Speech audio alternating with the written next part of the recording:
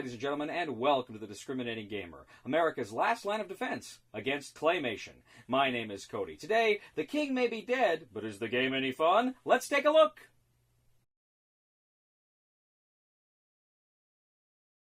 In The King is Dead from Osprey Games, 2 to 4 players are going to attempt to gain the most influence so that they can become the king of the British Isles. This is the period, of course, after the Romans have pulled out, and when all sorts of kooky and Angles and Saxons are descending upon England. Who is going to be the king in this period here? That's what we're going to find out. And there are 3 different factions vying for control over the British Isles at this time. There, of course, are the Scots, the Welsh, and the Romano-British. They're all trying to go ahead and claim the throne for themselves. Now, as the players in this game, you really don't care which one wins, which faction wins, because any faction will support you provided you have enough influence, and so that's what you're doing. Now, in a 2 or 3 player game, it's kind of every man for himself, but in a 4 player game, you're kind of in teams. You kind of alternate so that the people across from each other are on a team, people adjacent to each other are on opposite teams.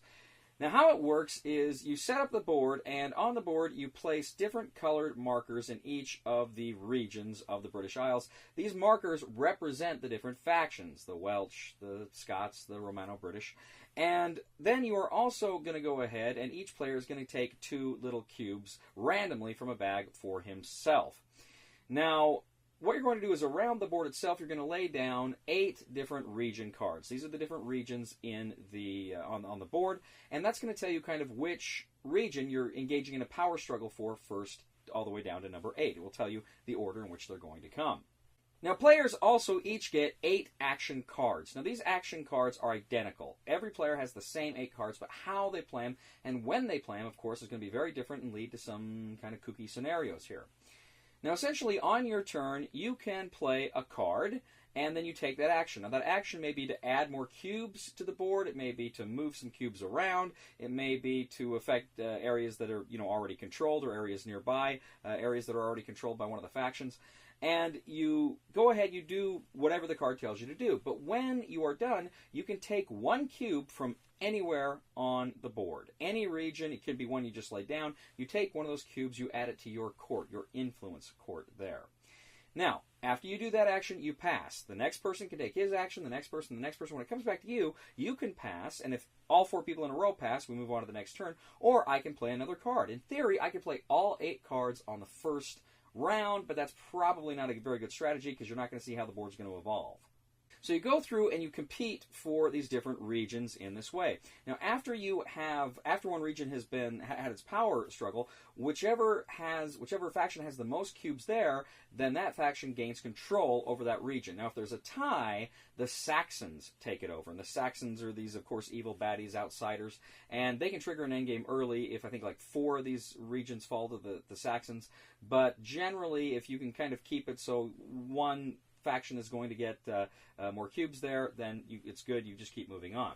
Some of the cards you play may do tricky things. It may actually switch the order in which the regions are resolved. So some people can be heavily investing in one region, and then somebody can kind of play a card to screw them up so that it moves them around. Suddenly, it can kind of kill their strategy there. Now, after all 8 of the power struggles have been resolved, what you're going to do is, of course, see who has the most control over the most regions. That faction, the Scots, the Welsh, the Romano-British, they are the winners. Whoever has the most cubes, who has taken the most cubes from that particular faction, is going to win. Again, if you're playing with teams, whichever team has the most cubes from that particular faction, they are going to win. So that is essentially it. It is a very simple, it is a very straightforward game. There's really not a lot here. It plays in about 30 minutes. It's pretty quick. It's a game that when you look at it, you see it's area control, it's got cubes, you're thinking kind of a more complex Euro, but really there's just not that much to it in terms of complexity. Pretty straightforward. Now, the game is pretty interesting. It's interesting that you have that freedom to keep playing your action cards. You don't have to just play one and move on, that you theoretically could play them all. That can lead to some interesting things because somebody can play 2, and then suddenly that may screw up what you were trying to do, so you play another one. That's kind of an interesting aspect to the game here. The fact that you can, again, switch the cards around and screw people up, that's interesting. The cards in general, the way they play and the things they allow you to do on the board is pretty fun and pretty interesting. But the thing about the game that I think really makes it shine is the fact that even as you want more of a specific color to take over more of the region, so to give you the win, you still want to take those colors off the board so you will have the most of that color. And when one faction is doing quite well, most of the players are going to try to get that color, which means there's not going to be enough of that color to take over all the rest of the spaces. So there's this balancing act that appears. Do I want to take those? If I don't and they win, will I lose? But at the same time, do I want to deny other people taking those cubes? Or should I be concentrating on a completely different faction? Should I be going after another color and just try to sneak up from behind because there's a lot more cubes coming out later for that faction? So it's interesting, and there's a lot of ebbing and flowing that happens with that idea there. And it's really quite fun. It's really quite intense, and I rather enjoyed it. Like I said, the game's pretty quick, and I should say, too, the box itself opens up like it's a book. And that's really cool. It's a real cool little thematic touch that they did there with the game. Now, all told, as I say, this is a very light game. This is an opener for game night because it is so quick and there's not a whole lot to it. But it's fun. It's enjoyable. I really did like it for being as quick and as interesting as it was. And something else too, the price point on it's not too high. I want to say it's around not much north of $20, and I've seen it on the internet for less than $20, and I think that's I'd easily pay that for this game. I think it's worth it.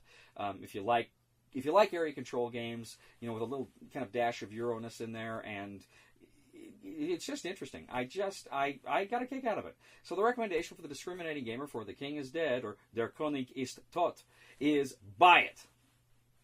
Thank you once again for joining us today on The Discriminating Gamer. As always, we ask you to please leave a comment for us on YouTube, on Board Game Geek, on our Facebook page, or on thediscriminatinggamer.com. We ask you to please like us on Facebook and subscribe to us on YouTube.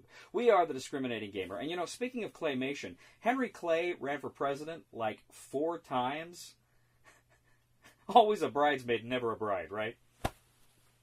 Please somebody help me on my feet again. And I don't know where I'm going, and I don't know where I've been.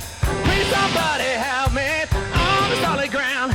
It's a long time, and I'll be dying. Once a year I wind up in the band. The pawns are guarding, and the bishops will bless. As you play a game familiar that is so much more than just the knights are leaping across the field.